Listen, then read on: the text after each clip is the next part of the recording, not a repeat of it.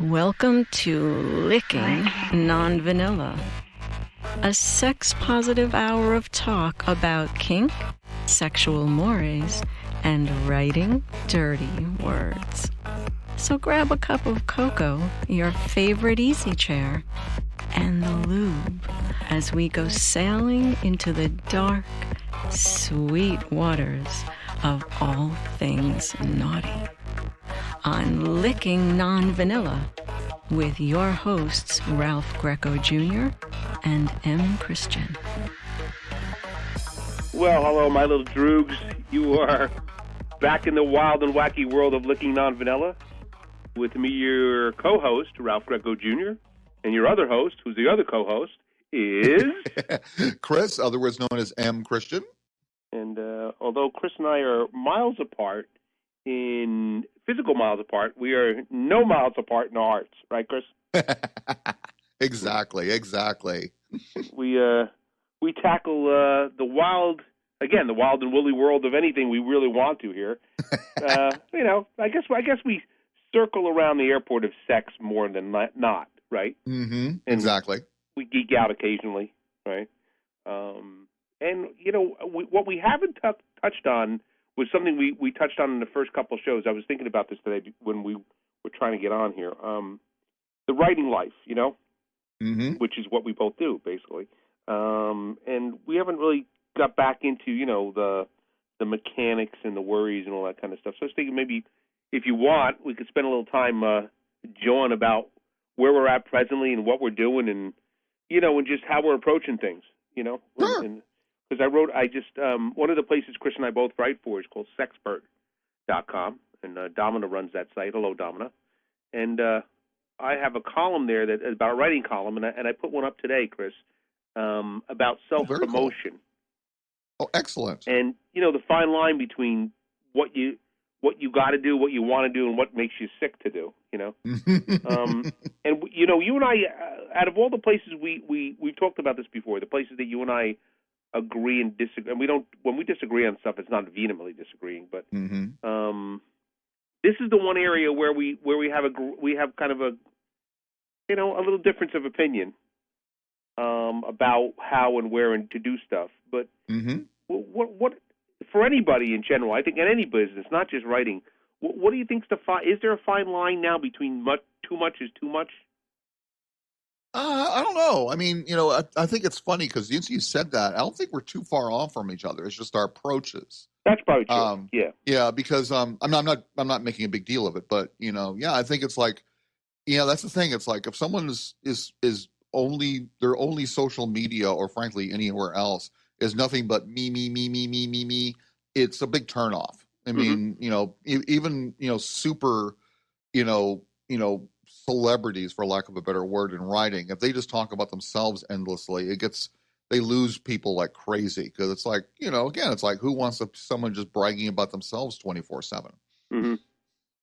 Yeah, and I, to tell you the truth, I came to squatting a little late, in Twitter, and that the only reason is because we have a Twitter page for this show, mm-hmm. Licking Non-Vanilla. That's Licking Non-Vanilla. That's Licking Non-Vanilla. And delving into that world, I found pretty interesting and pretty stupefying. There's like you're saying, there's just an inordinate amount of stuff being posted, constantly, and mm-hmm. I don't know. I guess Twitter is a social platform like Facebook was, but I guess they border on business platforms too. But man, there's just a lot of constant stuff. And keeping up with that gets a little tiring. It's impossible, actually. So how do you temper it between spending too much time, going down that rabbit hole of social media? I don't ask me because I'm not really a very compulsive social media person. I mean, I post to a couple of them, but I don't really sit there and kind of scroll through what's going on. Right. The only one I sort of do is Instagram because it's, I don't have that many people I look at. And, so the people I have on there are pretty much not like filler people, no insult to, people, but they're people I actually know. So I can go through there and they're like, is Marilyn J. Lewis, who we talked to, and I'll hit a like, or Disaster Arena, or another couple of people I know. But I don't really look at Twitter. I mean, I post to Twitter, and I have like maybe about 6, 7 or so people who I get alerts for. Right. You know, and that one of them is our Twitter feed. Another one is like Future of Sex, who I write for, and Hot Movies, of course, which we both write for, and a bunch of other ones. So every time they post, I get a little alert, but I rarely actually look at the stream itself. You know, mainly because it's like, it's just overwhelming. Like you said, it's just like suddenly you're like, you know, can't tell what's going on, and it's, you know, very confusing, and you get sucked into it, and it's just like, ugh, it's just make it stop, make it stop, make it stop. Same thing with Facebook. I mean, I used to be more active on Facebook, but then I got really kind of fed up with the toxic, you know, environment and all those twits commenting and such. So I just kind of dropped away from it. It's just. I guess there's some sort of, you know, there's a couple things. First of all, it could be incredible time suckage. Mm-hmm. And then I also noticed that it engenders, and I think this is true of all social media, it engenders a certain ego. Mm-hmm. I have to post this. People are out there looking for my post, and I had, you know, I'm gonna, you know, I had this kind of French toast. I have to let the world know about it, you know, you know, and it becomes like it's far. And I have no desire to be on social media at all for friendships. So the only reason I would go on, and I go on now for Looking Non-Vanilla, is to look for business purposes, or to find guests, or communicate with people. So, you know, in that regard, I'm trying to temper myself to stay in one place and stay in for you know, stay the course for one reason there, you know. But I understand, you know, it's a great source of people's social life. You know? Oh, I know a lot of people who just spend like hours, you know, on it, looking at this, that, and the other thing, and you know, just kind of like, you know, answering people, which I understand, to be honest. I from what I know of social media, which I could, you know, probably would, you know, fill an envelope. You know, the way to sort of like do that, or at least do it where you can reach the most number of people, is actually to, you know, be that kind of engaging, you know, and not just like, for instance, you know, just doing your own stuff, but actually kind of like, you know, answering people's posts, sharing content and such. So, you know, in that regard, I'm not too sure really if I'm doing it very well, but it's just that kind of like how I can handle it, because it is, like I said, like you just said perfectly, a big, huge time sink. Yeah, but I guess, you know, I run against this all the time because, you know, I guess I'm certainly well past the age of all this stuff where it's you know, ubiquitous in my life. I mean, it's ubiquitous in everyone's life, but I didn't grow up with it. We didn't grow up with it. So I wonder if it's just the way things are being done now, and if people want to spend their social life online, then who am I to say that's right or wrong? It's just not right for me.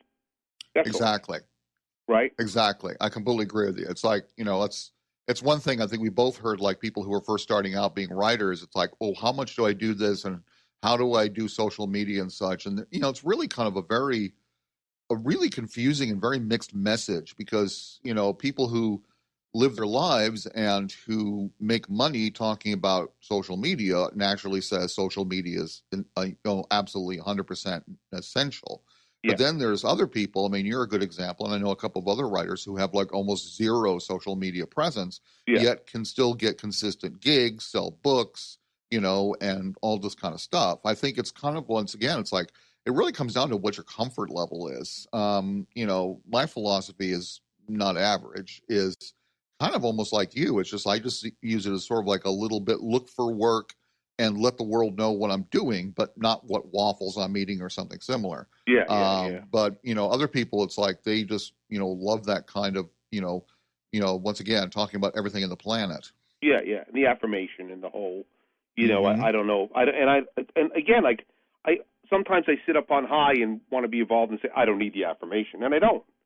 But that doesn't mean I'm any better or worse, or if you want that, that's fine. You know, like, it's just not my thing. And I don't know if I truncate my opportunities because I'm not on social media. You know, are there opportunities I don't get because I'm not on social media? I don't think so. I really don't. Of course, you know, this is speaking from somebody who isn't really all that active on social media. So I can't really say if being more aggressive gets you more gigs. But I kind of view it, again, I'm not, allowing me to bend your ear here, but I was kind of view it as being like, when for instance, I think we would both do the same thing. If we find about like a place taking articles or stories or, saying somewhere, we'll write them a query letter. Exactly. And the query letter is usually kind of the most important thing, because that's when you tell people how fabulous you are and you smell like peaches, and the sun shines out of every orifice. But sometimes actually including the social media can help a little bit, because sometimes even though your pitch says something, they kind of like want to look at social media, and then they can see like, oh, this person has a huge number of followers or something similar. It just kind of like builds a little bit of reputation, I guess, exposure. I'm not too sure. I mean, certainly. I mean, I have often heard about the I don't see you on social media, so you obviously don't have that big of a stretch because I don't know you. I just don't, and I'm like, well, that's the way it is because I'm not on social media. And I gotta honestly say to you that there are times when I feel holier than thou because of that. I'm like, well, look at me, I'm not on social media. So, and I don't know if it has cost me a job, and I think it has. I think like what you're saying, there are times when people will say that to you. Hey, let's show me your LinkedIn page. I know what. I mean, I know I've filled out forms for writing jobs, and they're looking for. And I have a LinkedIn page, but it's not something I ever go to. So it's not something that would look current or whatever. So I think in some instances they are looking for a social media presence. Yep. Simple. Yep.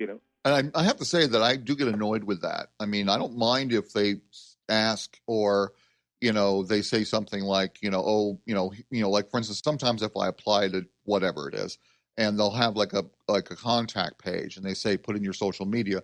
And I like the ones that sort of say like, it says Facebook, Twitter, Instagram, Pinterest or whatever. So they don't like, give you a hard time for not having one. But the ones I really don't like, and this is exactly what you just said, send us your Instagram, or send us your Facebook profile or something like that. It's like, I don't use Facebook that often. It's really out of date. I mean, I don't respond except for like very rare occasions. So, the same thing with LinkedIn. God, I hate about that. Like LinkedIn, everyone treats it like, it's your professional resume. It's one of many. And frankly, I don't update it like you very often. So it kind of like is frustrating. It's like, I don't want to send you my LinkedIn. First of all, it has nothing to do with my writing, because it's just kind of my job history. Yeah. So it's like, don't do that. Some people don't use social media. It's not, they don't have a reach or an audience. It just means they don't like it or don't use that one particular platform. Well, that's a really good point. We used it about LinkedIn, because LinkedIn is seen as some sort of like a step up professionally, But if you're guys like us who just, and I think this is true of a lot of people, you don't go on that often to update it. It's not a good representation of what we do. Exactly. I'd rather, and I mean, this is just old school, talking, but I'd rather get the person on an email or on the phone, because then I could sell myself. I have no problem there. Or getting to the point where I'm like, if you want references, I have 4 people you could write right now. I'm going to give you a reference. You get them on the phone, they'll talk to you, whatever. So I'd much rather do that than, and I've taken calls. In fact, recently you and I went through something because I called you. Here's what happens between Chris and I when we don't know something when it comes to the writing game, and we don't have all the answers to all time. We do reach out to each other. Exactly. And I said, Chris, I need some thought about if somebody's taking a book from A to Z after I've written it, all the rest of the stuff that needs to be done, and pricing. Chris gave me some interesting ideas about pricing. And if you ever want to think about writing a book and how you're going to present it and price it, you would do well dropping Chris a line. He'll give you a little. Thank you so much. He'll give you a little. It's not even won't even cost you that much money, but he would certainly give you a good background about what to do and what not to do. Anyway. But I reached out to Chris because I was on the phone with somebody back and forth a couple times. And I got on the phone with her because to me that was my best and only opportunity to sell her my services. And it didn't end up happening because she didn't have any idea what the prices were. And it wasn't your prices, Chris. When I came back with my price, which you and I both know our prices are very reasonable. she balked because I think she thought that she was going to spend, a couple whatever on it, and I was like, well, that's just not realistic. Mm-hmm. And if you're going to spend what she was going to spend on the book, she's going to get what she pays for, unfortunately. Yep. So it was one of those instances where there are times when Chris and I and everybody else I know who freelances, you put your best foot forward and you maybe even put some money into trying to get the gig, and you still don't get the gig. Mm-hmm. Social media or not, I mean, you just don't get the gig. And I don't know if in that instance, if I had a great Instagram page, it wouldn't have made a difference. I got her on the phone, and that's what happened. Mm-hmm. I completely agree. Right. And that's the thing too. Is like sometimes social media can actually work against you because if you come off as being a little cold, a little like too polished, I guess you could say. Yeah. Sometimes people don't reach out to you because they automatically assume that you're either not going to respond, which is all too common, or you're going to be expensive. So, in some ways, kind of keeping things to a little bit of a low level, works actually better in the long run. And yeah, it's kind of like, I guess the way, kind of like talking about it, it's kind of like a little bit of not a perk, but just a little added something as opposed to the overall thing. And, that's the thing. It's like, once again, it's like if you have a social media and you're talking constantly about yourself, yes, if you're someone like Neil Gaiman or Stephen King, that actually can be a really big thing. But for 99% of us, it's just kind of like a little reminder of what you're doing, which can sort of like in the background boost your sort of like presence. Yeah. But, you can't do too much of it. You can't do too little of it. And, right. You can only do it at a certain, it's just very complicated. It's very frustrating. But yeah, it's funny talking about that person. And I do wish them well that they find, a good way of getting their book out. But it, again, sort of like reinforces how little people understand sometimes about what it takes to get a book out or be a writer. Yeah. And also, you and I are the kind of guys like, we'll spend inordinate amounts of time with somebody, probably over, like it's very hard for me to say, well, this is going to take this many hours because I don't know. I mean, I'm not a clock watcher, Mm-hmm. And I just don't know, there's just a lot more to it than just, because like what will happen too, I mean, this recently happened to me as well. I courted and massaged somebody for a long time before I got the gig, and right now, it's a good gig, but it's not. It doesn't measure up to how much time I spend. If you were to look at amortize the time out, it doesn't. It's not. I'm losing. I've lost money already. But the point is that it's a good client, and there's a lot of potential down the line. There's potential for both of us actually down the line if I can massage it correctly. Oh, wonderful. But again, the only way this even came about was I got the guy on the phone. And I did basically what I think a lot of people are doing, and I know you're doing this, is just cold calling. Exactly. Yep. Right? You got it. Exactly. That's exactly it. And that's the thing. It's like, I mean, again, keep in mind that, we're not like social media experts and such, and people may have, your mileage may vary, and be sure to rotate your tires Objects and, in the mirror, just change the brake fluid every once in a while. Right. And God, these American cars just can't keep up these days. But, it's just like, that's the thing. It's like, I think the number of gigs that have sort of like fallen into my lap, that I can sort of like pretty much directly correlate to social media is probably one. And many times I get like these little things, like, in Twitter instant message saying, hey, review my sex toy. But they're always like, yeah, we're just they want me to do it for free, and they may just pay for the price of the sex toy. It's like, no, not happening. Yeah. Right. That's just not, it's like, yeah, that's nice, but I've already got a box full of sex toys here that I can't get rid of. Yeah, really. So, but otherwise it's all cold calling. It's all, and I do think sometimes the Twitter, believe it or not, does work a little bit that way. And, sure. In that, I mean, just to give you a little war story here, because very often, like, I'll be looking at someone's post or somebody who follows me or someone who does something that someone references and it's a website or a publication I've never heard of, then I'll reach out to them because, Absolutely. it's like a little bit of a lead here. I won't necessarily say I saw them on Twitter. I just simply like, that's another one to add to the list of people to reach out to. But it's always like you just said, it's a number of just, you send out email, no response. You send out email, no response. You send out email, hey, we'd love to have you write for you. We don't pay. Or you reach out and you get this fantastic, wonderful, here's our pay rate, send us a proposal. They never respond. Right.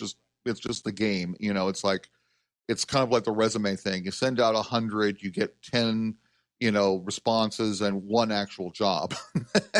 Yeah. I mean, and you're right though, that I think that's a good lesson for people, especially, our budding pro erotica writers out there who are listening to the show. And we welcome everybody to listen to the show, but for those people specifically, like Chris said, sometimes something will come across your desk or into a Twitter feed, or somebody will say something that's not directly related to a client. Mm-hmm. But there is like a link. I get this all the time. Like I'll get a writer on the feed of Licking Non-Vanilla saying where they're getting their book published. Right. And I find out about their publisher. Mm-hmm. And that's that, or a magazine or whatever, and that is maybe a way into that company. Mm-hmm. Because Chris and I were just talking about this before we went on the air. There's a company that we have been published by and continue to be published by, and we are thankful that they do that. But we're in very good terms with them. Exactly. And there aren't a lot of erotica publishers out there. So when Chris and I come across one, we always giving each other the update. Oh, by the way, this and this and this. And then what happens also is, you have to, because of that, you have to seek them out yourself. You have to look for new companies all the time. Mm-hmm. And in some instances, these are the erotica writers' own company. They start their own company to get their stuff out there. But exactly, and that's the thing. It's like it's all this kind of like networking, and that's the thing. It's funny because social media is not necessarily good for networking, I found. But again, of course, I don't live on it. Right. I do know some people who actually do it fairly successfully, and they once again they spend a lot of time on like Facebook writers groups, and someone will mention something, and that's what sort of like they'll sort of like share leads that way. But I don't know. I mean, it's just not something that particularly is something that works for me because it does take, unfortunately, quite a bit of time. Yeah. Again, this is not something that you can sort of like do, instantaneously, and so you got to like deal with all kinds of like false leads and headaches and and then you got the social situation, which can be great, but also it's like you got to deal with people who are prima donnas or like putting people down or just not helpful or something similar. They kind of play that ego game, but if you can get to work, I think it's fine. But for the most part, I think we both are completely on the same page here, that it's just a matter of like using it to try and like find something that, oh, look, there's somebody who might be interested in having, me work for them, and then, from there it's like, it can snowball. But, by and large, it's pretty much just like, it's learning how to manage it too. I mean, I've always kind of liked to say that it's like, the only time social media is fine as long as it doesn't get in the way of what you're supposed to be doing. Right. So if it makes you feel bad about what you're doing as far as the quality of your work, if it makes you feel bad about what other people are doing compared to what you're doing, if it makes you feel bad about how much time you're spending on it, then I don't think it's necessarily a good thing. Yeah, and I would say that's true of everything. Like anything that's getting in the way of your life that makes your life unmanageable, or your work unmanageable, your relationship unmanageable. We say this all the time about a fetish. A fetish is great, wonderful. But if a fetish or a kink makes your life unmanageable or your relationship unmanageable, then you need to maybe think about that a little bit, because we both know plenty of people who gets, I don't know about stuck, but that becomes all encompassing, and they can't get beyond anything else to do other than that's the thing they want to do all the time. Exactly. And that's fine, but that's why, like, it's fun to go to like a convention that we used to go to and see people dressed up and acting out, and this is where they have their fun. They have fun for a weekend, and they go back to Mm-hmm. their lives and incorporate it as best they can in their normal everyday existence. Mm-hmm. But I think Exactly. social media can become pervasive that way. The only thing I was thinking about social media was that if it allows, in our case, if it allows us to keep in contact with people that want to reach out to us, whether on a professional level or personal level, that's, whether you want to get us through email or you want to come on Licking Non-Vanilla and find the site, whatever. Mm-hmm. We welcome that because we like to keep in contact with people. Absolutely. And that's a good way of doing it too. It's like staying in contact with people. So I do like switching on my alerts for certain like friends or something similar. So, when, like you post a Licking Non-Vanilla or someone else posts, it's kind of like, it's a good way of knowing what's up with them. I do have to say, not to sound like a crotchety old man here, but I do dislike it though, when people automatically assume that what they say in social media, you're following. So, I'll reach out to, a friend that I haven't heard from in a couple of months, especially now with the pandemic and everything, just to find out how they're doing. And they kind of like, this isn't often, but it's often enough. They're like, oh, didn't you follow my, I told everyone about what happened on social media. Or, it's like, I'm not on this social media. I don't know. I mean, and frankly, if you have been on social media for a long time, you've got like quite a number of people. So it's really hard to figure out what's going on with a single person. So, I don't like it when it interferes with just people talking to each other. It's a very good point. Just because you said it on Facebook doesn't mean I saw it. Yeah, that's a very, very good point. I mean, I know. Oh, well, I blogged about that. I'm like, okay, great. What the hell does that mean? Exactly. I mean, no insult to you, but I don't follow your your Twitter. Like you're saying, in lieu of picking up the phone and telling me you're pissed at me, you blog. Mm-hmm. I don't know. That's and you know what happens too. I think, and I've said this before. First of all, you're listening to Licking Non-Vanilla with Ralph Greco Jr. and M. Christian, just to let you know where you are if you just happen to stumble upon us. I think what happens with social media, and I know, for some reason, if all that's coming down the pike or all you're dealing with is mundane, trivial things daily, right? Mm-hmm. So you're tweeting or you're texting, you don't know, you tend not to know the difference between the important stuff, and you don't react to the important stuff. Mm-hmm. And I see that happening all the time. I'll text somebody, and this is something I need a response on. Mm-hmm. Okay, so Tuesday we're picking up the body and putting it in the trunk, right? That's important, right? It's Bring the hacksaw, duct tape, cinder blocks, chains. I mean, the usual, Chris, right? The usual, exactly. Right, no surprises there. Right. Next Wednesday, we're going to get the 4 blow-up dolls for the party. So, exactly. But that's the thing I don't get the response on. I get the response on the most mundane, or I don't even send a text out. They send me a text, or I send them the text about the blow-up dolls, and then text I get back is for something that's got nothing to do with anything important, because blow-up dolls are important. Nothing to do with what's important. It's got to do with, I don't know, got the red sauce today for the calamari. I'm like, well, I don't know. I'm like, what the hell's going on?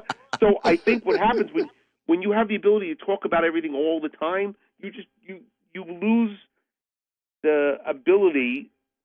I'm going to use the word ability as much as possible in this conversation. You lose the ability to realize and regulate what's important. Mm-hmm. Mm-hmm. Absolutely. I mean, I could be wrong, but no, you're completely correct. I mean, you're completely correct. I mean, it's just like, again, it's so funny the way it gets in the way of communication. Yeah, isn't that interesting? It's supposed to be about communicating, but it gets in the way of communication. Exactly. People, it's like, not to sound again crotchety, but I heard someone say it pretty well. They said that that it's when people get in the habit of not talking with you but to you, that things kind of break down. I can't agree more. It's like I really find that really very frustrating. It's like, especially when you're trying to get things done or you're trying to communicate with someone about a gig or a project, and you're waiting to hear back from them, and you think, well, maybe they're busy or maybe they've got something going on in their life or something like that. And then you look at social media, because we've all done that. and see that they've been like, oh yes, my kitty's doing this, my dog's doing that, and the Right. waffles are coming out perfectly. It's like, you have time to do this, but you won't write me about this really important question I have. And it's just like, get your priorities a little screwed on Right. better there. Exactly. It's really just can be very frustrating. And it's even Exactly. more problematic when you're like, when you're trying to get some kind of response to someone and they just simply, like I said, just keep on going with social media, but they don't ever get back to you. So it's like, come on, this is like, really, not cool. It doesn't happen a lot, but it happens enough. It gets really kind of like annoying. Enough. It's weird too, because in what you're talking about, I mean, I can't agree more, but what it really gets me, I mean, just to the point I just shake my head, and God, how many times have we talked about this, is when the person has employed you, and they say, okay, I want you to write this 500-word article on this thing. I will send you the background, or I'll send you the pictures for the article before you complete it. And so in other words, you and I are waiting for that information to complete the article. Yep. You paid me to do this now. And I said to you, and I'm waiting, and I'm saying, okay, well, a couple of days go by, whatever. And now a whole week has gone by. You haven't responded. So I ask you, oh, by the way, you're supposed to send me that information. And you don't, or you respond with something totally different. But you engage me and pay me to do this thing, and you don't even follow up. I mean, but at the same time, you're following up on the kitty, and you're following up on the the waffles, Yep. And I just that's a good one, Chris. That's one I can't get my mind around for any imagining. Exactly. I mean, it's like, again, neither one of us are perfect, though. They are making statues of us in many places around the world. I still prefer the bronze over the marble, but that's just a personal taste. But yeah, it's just like, when I have emails, my emails are priorities. I don't answer them immediately sometimes, but I do answer at least within one day. Social media, I won't really engage unless something pops up that I really sort of have to.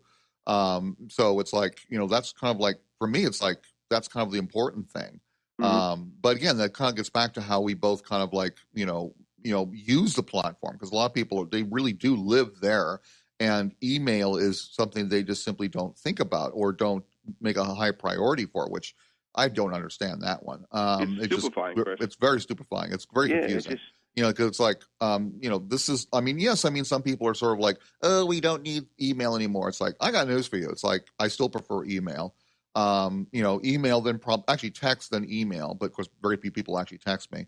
And then probably social media after that. But even so, it's like, you have to be careful too. That's one thing I've noticed, and since we are kind of on our little rants here, is it's really frustrating too, because people automatically assume that you get things in social media. I mean, a good example is like Facebook, Twitter, fill in the blank, where they send you an email or they send you a message, let's say, for instance, on Facebook, or a direct message on Twitter, and they assume you get it. Well, the problem is both these platforms and every other platform, they're pretty rigorous with the spam filters. So very often you don't see it until you actually consciously look at the message part of the app or the website, just find it. So, very often, but once again, often enough to be a problem, I'll just sort of like, have a spare moment, and I'll sort of say, I haven't checked my direct messages on Facebook. And I go in there and there's like 6 messages from people saying, here's this happening, get back to me. It's like, why did you reach out to me on Facebook Messenger?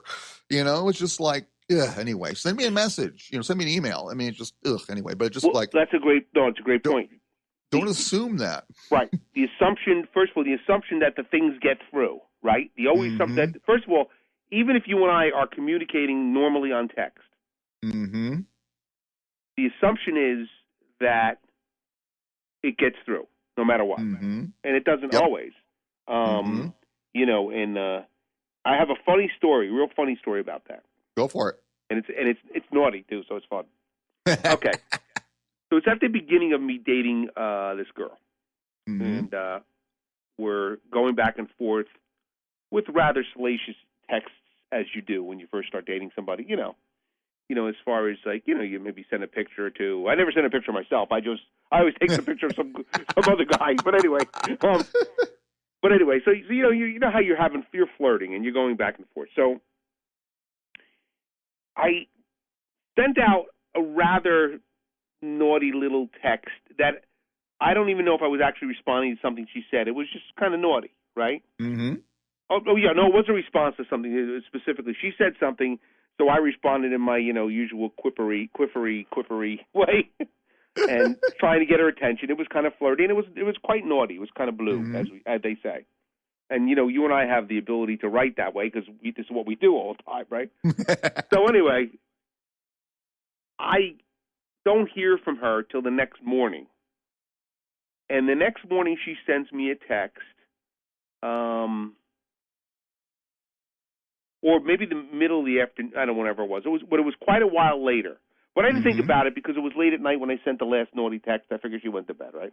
Anyway, I get a text from her, and it says, was that last text meant for me? And I was like, well, she said something like, I don't think that text was meant for me. And I said, of course it was. And she said, well, I didn't get it for another 8 hours. I didn't get that text till this morning or whatever. So it never got there in direct response to what she was saying. So it came later, seemingly like it came out of the blue, and it could have been meant for someone else, for the context of the text, let's put it that way. And that's because we assume it gets there, right? And it didn't.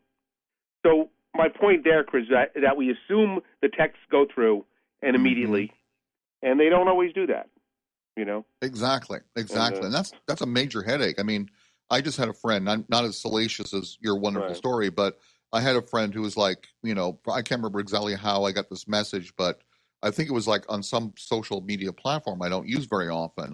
It was like on Instagram. And this person said, I haven't heard from you. Did you get my messages? And this kind of freaks me out because, I'm usually pretty good about making sure I get messages and such because it's important. I mean, like we both said, it's like could be anything from someone I care, someone, I'm in a relationship with, or it could be work, so it's like, if I don't get messages, this is really scary. And, I said, we'll send them again. And she said, did you get them? I said, no. And, was kind of getting a little worried. And finally, I said, well, what email are you using? And I have like a lot of people, I have maybe 4 different email accounts that I use fairly often and a couple I never use. The ones you put in when you don't want to get spam. And, for some reason, and I'm not mocking this person, but they had started to use, rather than replying to my usual email, which is on Gmail, they had put in an AOL address I use. And AOL is, as anybody knows, is notoriously horrible about email. They can send the messages there and no one ever gets them or something similar. And it was just like I slapped my forehead because it's like, that was kind of, it highlights a problem that people often will respond and not, sort of respond to the right email or put in an old one or something similar. So it's like, it's a part of that problem. And again, it's like, I've had more than once, I care to remember exactly your kind of situation. Well, not exactly, but, where, someone will send a text and they don't get it for some reason, or it doesn't send. And oh my God, texting. I mean, if you're at home and using a Wi-Fi network, it's not a problem. But if you're out in public and you're trying to reach someone for whatever important reason, and God, you hit a no service area, it's a nightmare. It's just like, and you have to start wandering around trying to find a signal just to say either you're running late or I'm here already or I can't find whatever you asked me to find. It's just, it's bonkers. Yeah, and what's funny about all that too is like, I also find and I literally in the middle of things where we tend to now think we need to make excuses for our time. And I get this all the time. When you call somebody and they don't pick up, right? You get their answer machine or whatever. And they'll text you and be like, oh, I'm on the line, I'm doing this, let me get back to you. Or I wasn't there when you called. Like, it becomes almost a thing like we just expect people to pick up now. We expect the text to go through. I don't know why we expect these things to work or why we make excuses for not being there. Remember years ago when Chris and I are old enough to remember this, you call somebody's house and they're not there, you get a busy signal. Yep. Or if they're on the phone, you get a busy signal. If they weren't there, and this is years ago, the phone would ring. We didn't even have answering machines when we were kids. Right? So you just had when they got back to you, it never was, where were you? You just assume they weren't around. Exactly. So And that's what happens these days. We expect that, you know? Mm-hmm. Oh, it's very frustrating. I mean, it's just like, and that's another big kind of problem about, people's reliance on a lot of this. And it's not necessarily social media, but it's all kinds of technology too, that, that they assume again that once again things came through. I have a friend who likes to talk to me on Google Hangouts, and I have told her very politely many times, it's like, this doesn't really work for me. I can't get the alerts to work right. So, when she writes me on that platform, I often don't see it. And then, it's like, then she gets frustrated and I get frustrated. And I keep telling her, let's transition over to Skype or something, because at least I know the alerts work there.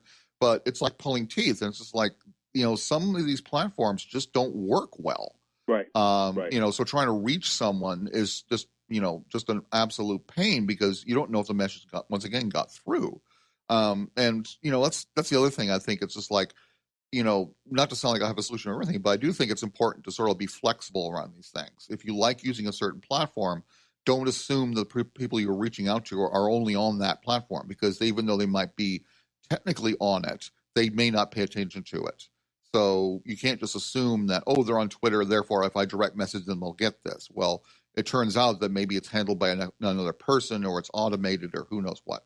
But yeah, I mean, this kind of expectation of being able to reach people instantaneously is really kind of, quite odd. I find myself feeling actually guilty sometimes if I'm taking a nap or I'm driving. Right, it's and I can't get to you.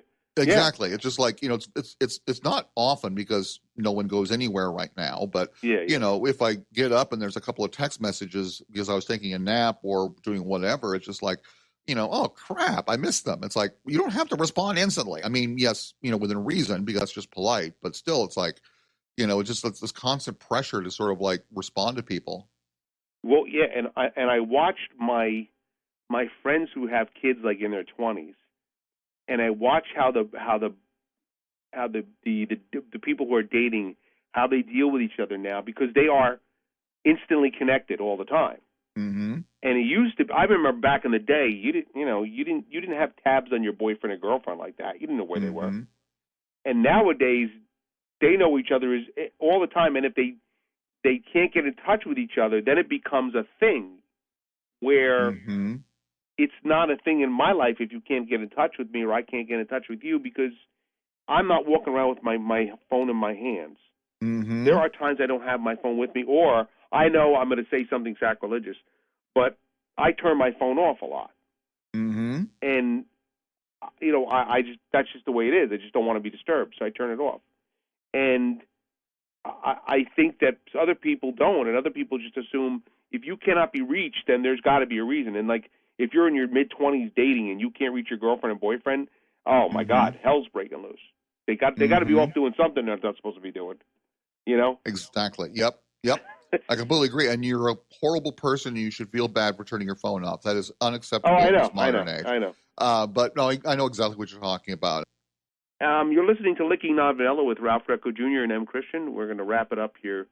Chris and I, we're talking about technology, Chris, and we're having a little problems ourselves today. But, our main man producer will, good old Remy, will do his magic. Absolutely. Our wonderful producer. Absolutely. Yeah. So anyway, I mean, that's what it comes down to. You just can't live your life around this stuff and or assume it's going to work right. Mm-hmm. Right? And absolutely. And don't, like you say, you said it very well, don't let it become how you live your life. Don't let it interfere with your life. Mm-hmm. Or just use it as a tool like everything else, Mm-hmm. Exactly. It's like, if it's not a positive, don't do it. Right. Some things we don't want to do when we have to do, but at the same time, if it's really causing stress, don't do it. And that's the thing. It's like, take your own experience. If you don't listen to us, if you try it and you like it, then more power to you, go for it. But, don't think you're obligated to do something that you don't enjoy. And especially, and don't listen to people who says, if you're a successful writer, you have to do fill in the blank. It's like, no, you don't. I mean, you don't. As long as you're writing, that's all that really matters. It doesn't really matter how you do the social media, if you even do it at all. Right. Right. So yeah, it means whatever your personal choice is. Yeah, and we that could be that's a good an ethos for everything. You know, if it's not working for you, don't do it. Just because somebody says you should, or, you know, you're in a community of people who say, well, that's the way we do it, or that. No. Find a different community. Exactly. Find other people to hang out with. Don't just cow down to what people, you know, what's just expected or this is just the way it always has been. Well, that's all well and good for whatever, but if it doesn't work for you, especially if it's detrimental to, you know, your well-being or the way you work or relationships, then I don't think you should be following through with that. You know? Absolutely. Just do what works for you. Right. And, you know, try, you know, every once in a while, challenge yourself, try something different, you know, because you don't know what'll work until you actually, you know, try it, you know. So some things, you know, may very well be that, you know, oh, you know, I didn't know this works for me. I didn't know I enjoy that or something similar. But by and large, don't listen to people who tell you have to do something or you have to do this, that, and the other thing. Right. There's very few things, especially around writing, that you have to do. Yeah, right. You know, it's once again, I mean, there's certain things that might work better in your favor. But by and large, you know, if you can make it happen and things work out for you and you're having a good time, then more power to you. Absolutely. Well, what else could we say any better than that, Chris, right? You've been listening to Licking Non-Vanilla. Your home for all things, well, not all things naughty. Some things are nice, and also for, you know, things of a writing nature. We like to get that in, and then we also geek out at times, which is okay. That's okay, too. And I think I've been Ralph Greco Jr. I'm not sure. I'll have to check that later. And across the aisle from me has been and is. Yep, I'm Christian, otherwise known as Chris. Yeah, to his friends. You have to call him Christian as far as I'm concerned. But, Chris, thanks so much for this time, as always. Anytime. Always delightful, Ralphie. And I hope everyone's having a good time as we are doing this. Yes, and Chris just prompted me to think, by all means, reach out to us at any time and let us know you're out there. We'd love to hear from you. Oh, absolutely. Any questions, want to talk to us, we're always game. You can speaking of social media, you can find us on Twitter on Licking Non-Vanilla. Exactly. And we're also on Facebook. Facebook too, right? Yeah. Yep. So, I think we're on Instagram as well. We're on YouTube. So we're all over the place. And we're all over the place. And Apple Podcasts. So, you know, just give us a look-see. And we'll talk to you next time. And thank you, Chris. Thank you very much. Thank you, Ralphie. Always a delight. Okay. Bye-bye, everybody. And visit us on the web at www.lickingnonvanilla.com.